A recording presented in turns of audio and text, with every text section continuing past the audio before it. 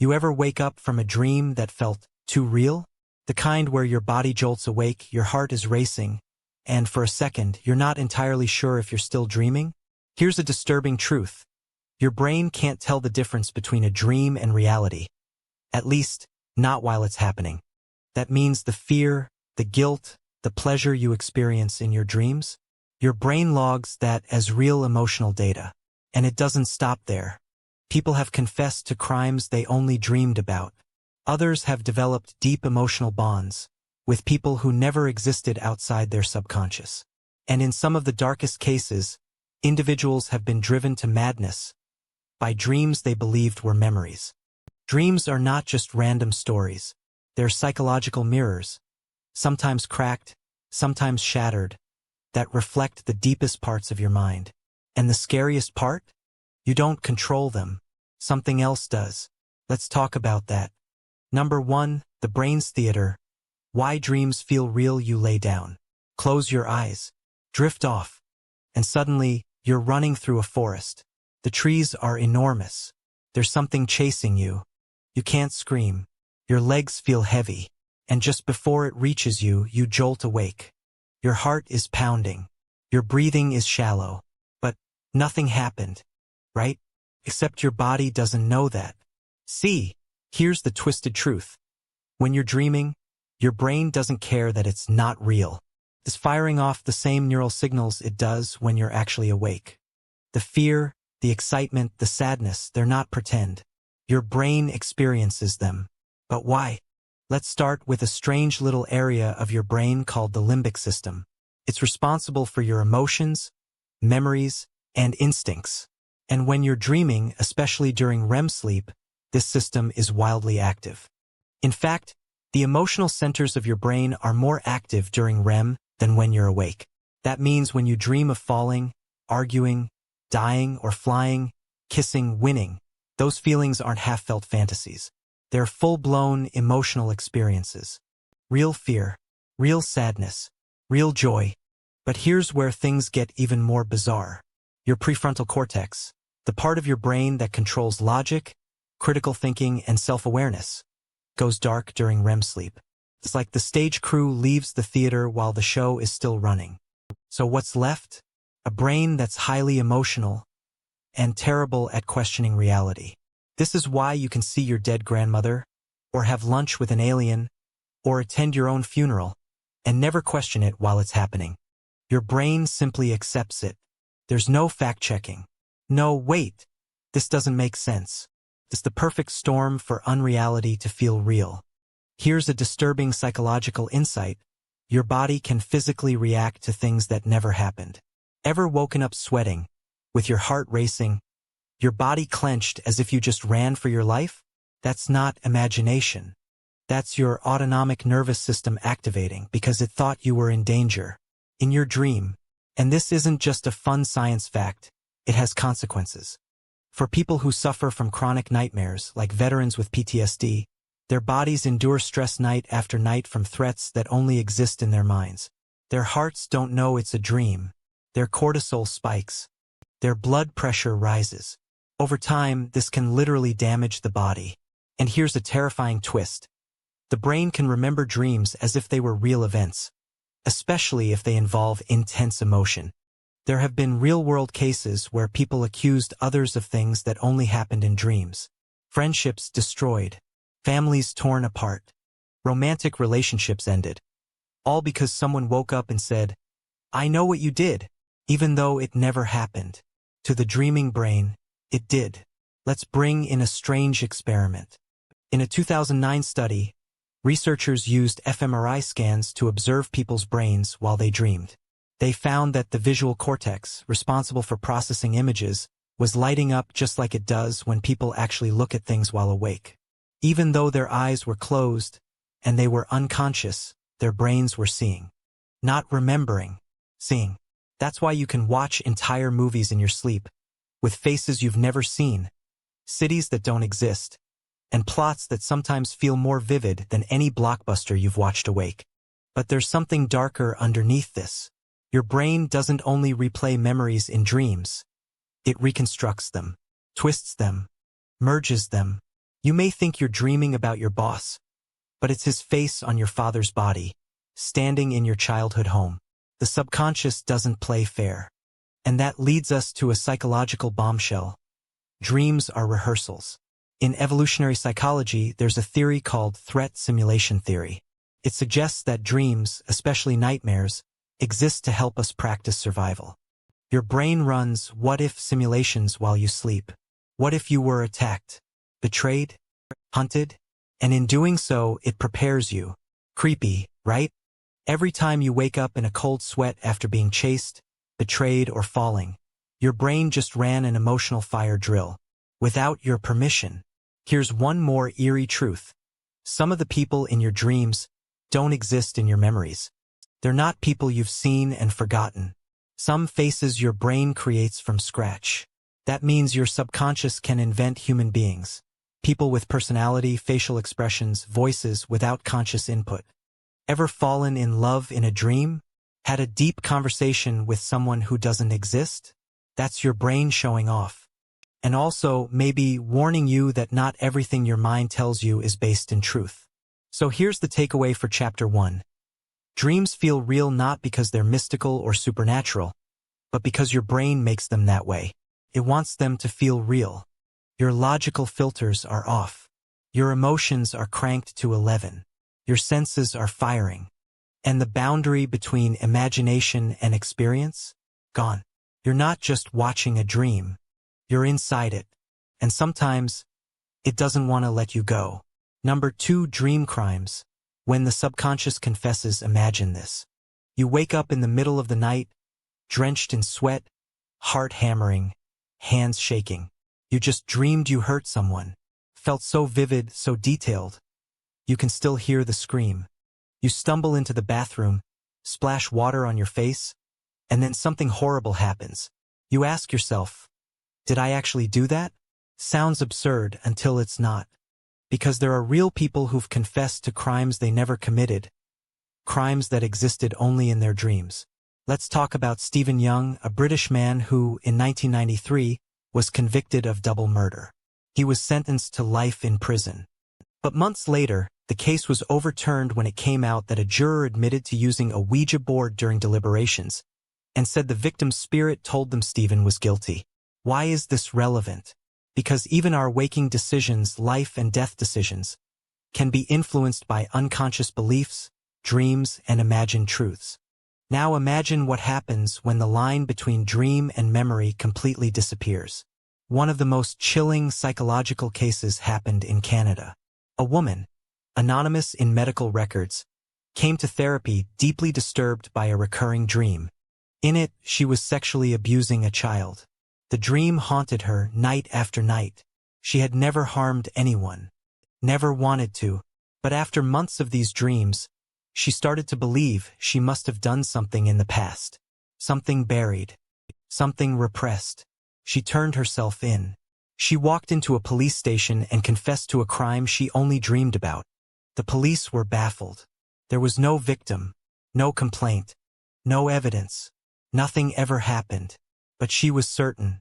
This isn't an isolated story. It's called dream confession syndrome, not a formal diagnosis, but a phenomenon psychologists are beginning to track. It usually involves intense guilt, obsessive rumination, and a fragile sense of reality. When dreams carry emotional weight and vivid detail, the brain can confuse them with real events, especially in people prone to dissociation or high empathy. They don't just dream about wrongdoing, they feel responsible. Let's dig deeper. In 2011, a study published in Consciousness and Cognition explored false memories triggered by dreams. Participants were asked to keep dream journals. After several weeks, a disturbing pattern emerged. About 25 of participants reported believing that something from a dream had actually happened in real life. One man described a dream where he punched his friend during an argument. He avoided the friend for days. When he finally saw him again, the friend had no idea what was going on, because it never happened. But the guilt, the shame, very real. This is where things get dangerous.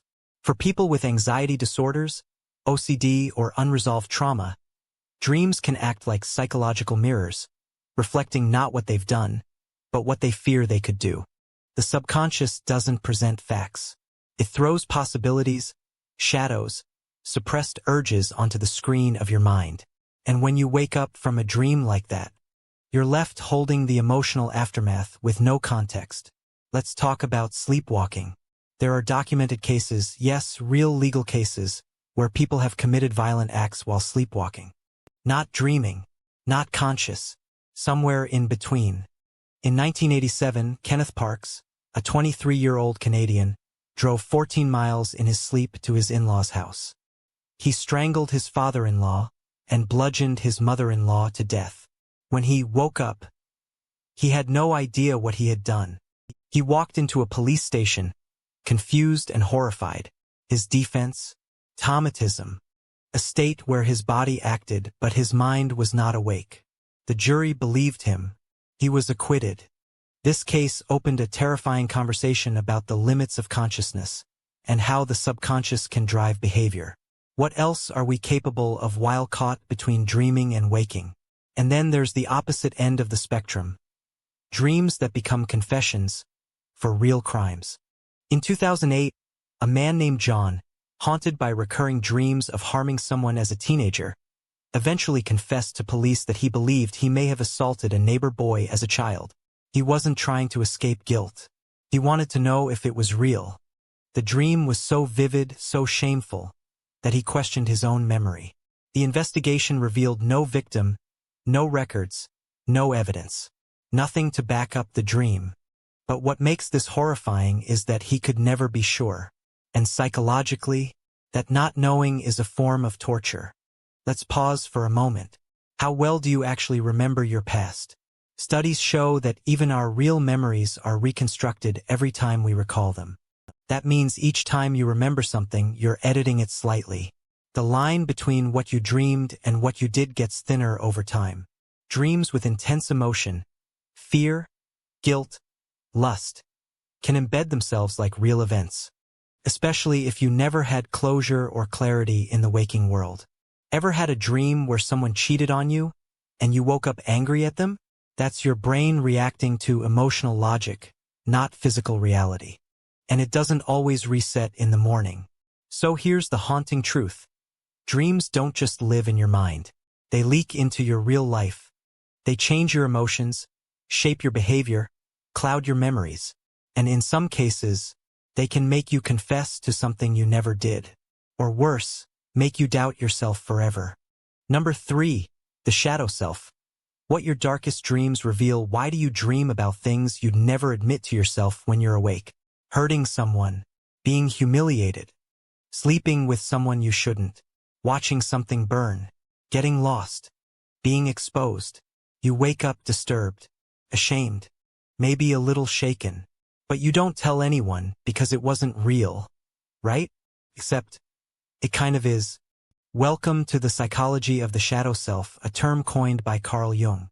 According to Jung, your mind has 2 faces, the one you show the world, and the one you hide even from yourself. And that hidden face? It shows up in your dreams. Here's the uncomfortable truth. Every human being, yes, including you, has violent, irrational, even taboo desires lurking in the unconscious mind. Thoughts you don't act on. Impulses you suppress. Traits you hate in others because they reflect something in yourself. That's your shadow. And when you sleep, when the walls are down and the ego isn't guarding the door, the shadow walks free. This is why people who are deeply religious might dream about committing sins. Why someone gentle and soft-spoken might dream of murder. Why someone loyal dreams of cheating. It's not who they are, it's what they've buried. But here's where things get chilling. Your brain doesn't dream for entertainment. It dreams to process, to signal, to balance the emotional weight you carry. And when your shadow shows up in a dream, it's often trying to show you what you're avoiding. Not to make you feel guilty, to make you feel honest. Take this example. A woman dreams that she's strangling her own sister. She's horrified. But in therapy, it comes out that she's spent years resenting her sister's success, her controlling nature, her manipulative charm. She never acted on it. Never even admitted it. But the dream did. The shadow doesn't need your permission. Another common pattern? being chased. If you've ever had recurring dreams of being hunted, stalked, followed, it's not just anxiety. It might be your own shadow chasing you. What are you running from? Your past? A truth you're not facing?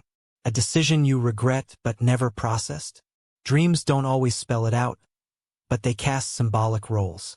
The stalker, the monster, the ex-lover, the parent, the child. These characters often represent parts of yourself you haven't integrated. And until you face them, they'll keep showing up. Let's get darker. Some dreams involve doing things you find morally disgusting, harming animals, harming loved ones, committing crimes. You wake up horrified, thinking, what the hell is wrong with me? But research shows this is more common than most people admit. In a 2014 study by the University of Montreal, 20 of participants reported having dreams where they acted with aggression, sexual misconduct, or social deviance. And here's the twist. Most of these people were well-adjusted, non-violent individuals in real life. So what gives? Psychologists believe dreams act like pressure valves. When you're suppressing something intensely, anger, desire, shame, your brain releases it at night. It doesn't mean you want to do these things. It means your subconscious is processing the emotional charge around them. Still, some dreams are too specific to ignore. People report dreaming about harming their own children, or cheating on a partner and enjoying it, or getting pleasure from someone else's pain. These aren't just bad dreams. They feel personal, intimate, deeply violating to your waking values. That's because they are. They come from the places you've locked up tight. Childhood trauma, deep resentment, fear of being exposed, guilt, jealousy. And when you dream them, you're not just watching, you're feeling them, which makes you question who you really are. But here's the paradox. People who are the most disturbed by these dreams are often the ones least likely to act on them. Why? Because they're aware. They're wrestling with their shadow, not surrendering to it. Let's talk symbolism. Not every dream is literal. Sometimes your darkest dream is a metaphor. Dream about falling might be about losing control. Teeth falling out, anxiety about appearance or power. Being naked in public, fear of exposure or vulnerability. Killing someone, a desire to sever emotional ties or reclaim control. Dreams speak in riddles, and the shadow speaks through metaphor. The scary part is not the image, but the emotion behind it. So when you dream about hurting someone, ask, who in your life makes you feel powerless, angry, trapped? When you dream of being attacked, ask, what part of you feels threatened or ashamed? Your shadow isn't evil. It's a mirror. It shows you what you're not dealing with so you can. Now here's where things get existential. Carl Jung believed that ignoring the shadow is what causes internal chaos, depression, addiction, rage, emotional numbness. But integrating the shadow, acknowledging it, confronting it, learning from it, leads to psychological wholeness. So your darkest dreams? They're not trying to destroy you. They're trying to wake you up. You're not dreaming of darkness because you're broken. You're dreaming of darkness because you're human.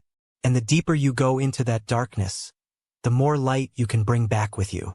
So the next time you wake up from a dream that horrifies you, don't just shake it off. Ask yourself, what part of me did I just meet?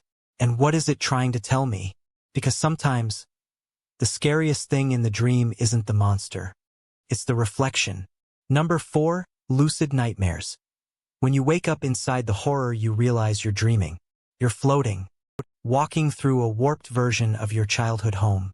Something feels off, too quiet, too slow. Then you see a shadow in the hallway. It's watching you. You think, this isn't real.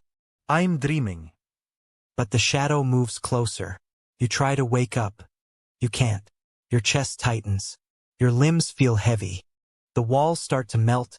The shadow gets louder. And you suddenly understand. You're not in control.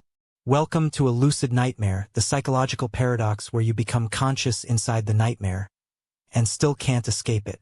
It's one of the most horrifying states the human mind can enter. You're fully aware. You know it's a dream, and yet the fear is real. The helplessness is real. The pain? Sometimes that too. This isn't Hollywood horror. It's neurological horror. Let's break it down. Lucid dreaming is usually seen as a superpower. The ability to realize your dreaming and shape the dream world however you want. Flying. Visiting imaginary lands. Meeting lost loved ones. But here's the twist. Lucidity doesn't guarantee control. In some cases, especially during nightmares, you become aware without gaining any power. You know you're inside a dream, but the dream keeps going. The terror intensifies, and your attempts to wake up, blinking, screaming, moving, fail. Psychologically, this is devastating, because now you're not just experiencing fear, you're trapped inside it. Consciously, let's talk about sleep paralysis, one of the most disturbing forms of lucid nightmare. Sleep paralysis happens when your mind wakes up before your body does. You're conscious, aware of your surroundings, but completely unable to move. And that's when the hallucinations begin. You see figures standing over you, hear whispers, feel pressure on your chest. Some people see demons, others aliens. Some feel like they're being dragged into the bed or watched from inside the closet. These experiences are so consistent across cultures that anthropologists have names for them. In Japan, it's called kanashibari. In Nigeria, the devil on your back. In medieval Europe, the night hag. The science? During REM sleep, your brain paralyzes your muscles to prevent you from acting out dreams. But sometimes your consciousness wakes up before your body does. Result? You're mentally awake inside a body that feels dead, while your brain, still halfway dreaming, projects hallucinations into your bedroom. And yes, it feels 100 real. Here's the terrifying part. Some lucid dreamers get stuck. They become aware, try to change the dream, but the nightmare fights back. One Reddit user described a recurring lucid nightmare where he'd wake up in his room, everything identical, except his mirror was covered. Every time, curiosity pulled him toward it. When he finally uncovered the mirror, he saw his reflection smiling back. But it wasn't him. He tried to wake up, screamed, jumped from the window. Nothing worked. When he finally woke up, he was still in the dream. He woke up 4 times before escaping. This is called a false awakening loop, a dream inside a dream inside a dream. And it's not just terrifying, it's disorienting. Some people report losing track of what's real for hours after. Let's bring in some psychological insight. Lucid nightmares often arise during high-stress periods, trauma, or sleep disruption. When your mind is hypervigilant, your dreams become more vivid, and sometimes more hostile. In a 2013 study published in Sleep Medicine, researchers found that people who suffer from generalized anxiety disorder are more likely to experience lucid nightmares. Their dreams often contain themes of being hunted, humiliated, or trapped, and even when they realize it's a dream, the emotional brain still reacts as if it's real. Why? Because lucid dreaming activates both the rational and emotional parts of the brain, an unusual hybrid state. So you get the terrifying clarity of consciousness with the primal fear of a nightmare. What's especially disturbing is how intelligent nightmares can become during lucidity. Many lucid dreamers report entities, figures inside the dream, that respond to awareness. Some become hostile. Others mock the dreamer. Some even whisper things like, "You're not supposed to be here." Are they just hallucinations? Or are they representations of repressed thoughts, trauma, guilt? Carl Jung would say they're archetypes, symbols from the collective unconscious, surfacing when we're most exposed. A Jungian analyst might ask, what part of your psyche doesn't want to be seen? Because sometimes the nightmare isn't attacking you. It's revealing you. Another layer? Pain in dreams. For most people, dream pain is rare. The brain doesn't process physical sensation the same way when asleep. But lucid nightmares are different. Some people report realistic, sharp pain during lucid nightmares, being stabbed, burned, drowned, and carrying phantom sensations into waking life. It's rare, but documented. How? It likely ties to mirror neurons and the brain's ability to simulate sensory experience. In a lucid nightmare, where awareness is high, The brain may fill in the blanks with physical feedback. It's not just mental anymore. The body starts to believe. So what can you do? Some lucid dreamers have learned techniques to escape these loops. Spinning rapidly in the dream, looking at their hands, saying, "This is not real." Others try to confront the fear, talking to the monster, asking the entity what it wants. And strangely, some nightmares dissolve when faced. Because like the shadow, lucid nightmares may be trying to deliver a message. And if you keep running, you never get to hear it. So here's the truth. Lucid dreaming isn't just a fantasy playground. It can become a trap, a mirror maze, a haunted house you built yourself. But inside that nightmare is often something deeper. A fear you haven't faced, a truth you haven't accepted, or a wound you haven't healed. And when you finally wake up, sweating, shaking, heart pounding, you'll ask yourself, what was that? And maybe more disturbingly, why did it know me so well? Number 5. When dreams bleed into reality, you wake up, but the dream doesn't leave. You go through your day, brush your teeth, answer emails, but that feeling sticks, like something is out of place. Someone is watching, or someone is missing, but you don't know who. This is what it feels like when a dream doesn't just fade. It leaks into your waking life, and it happens more often than you think.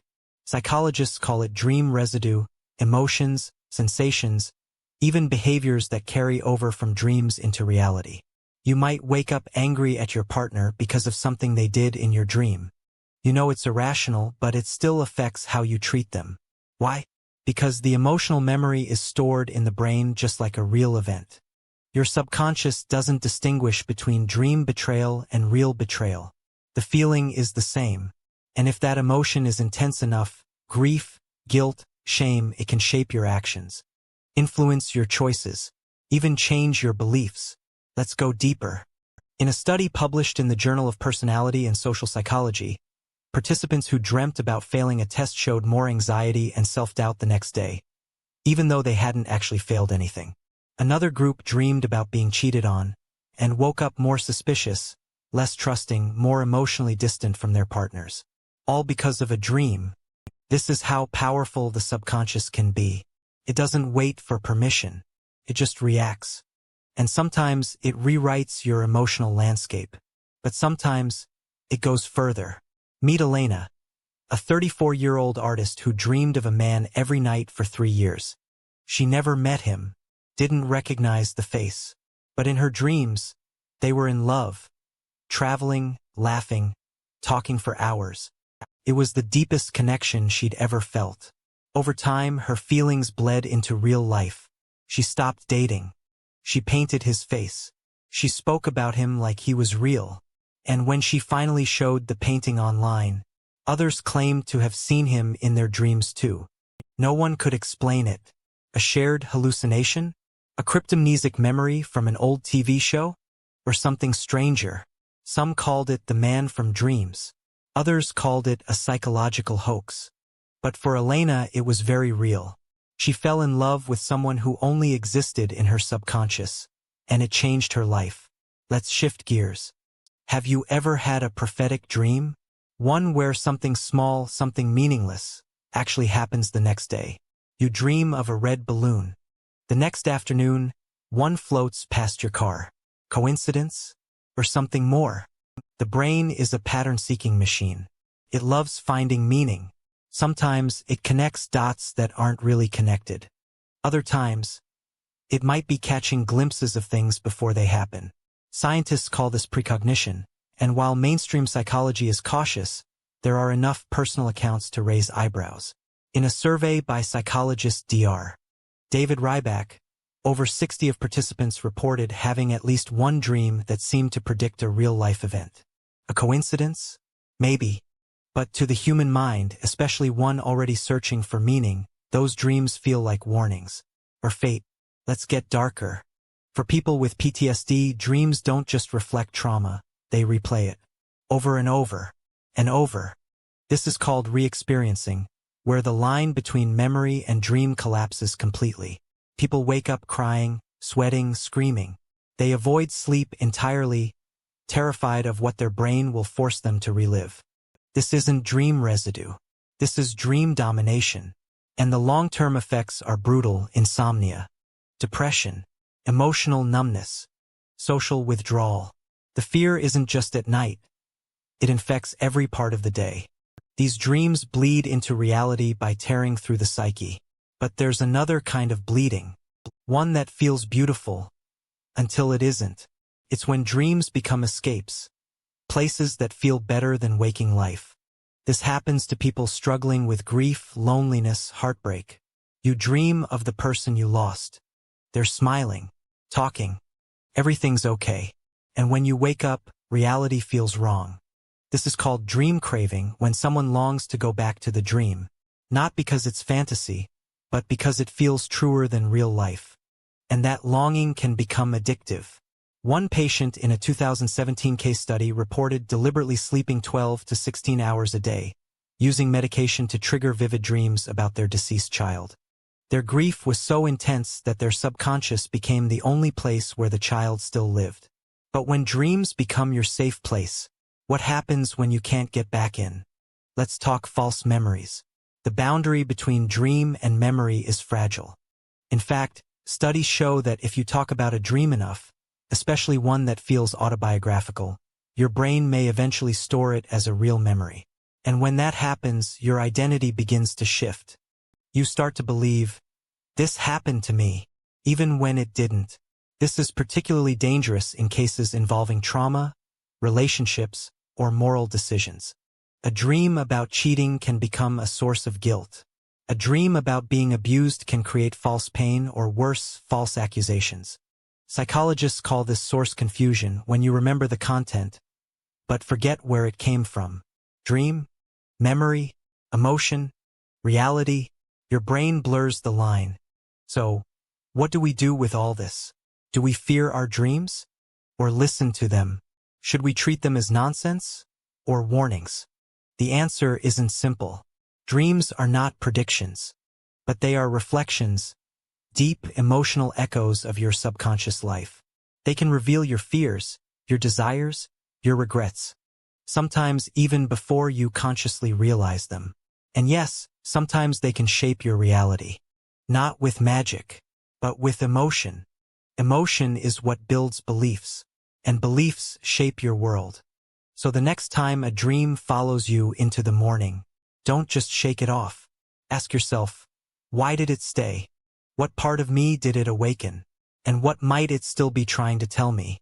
Because when dreams bleed into reality, they don't just leave marks on your mind.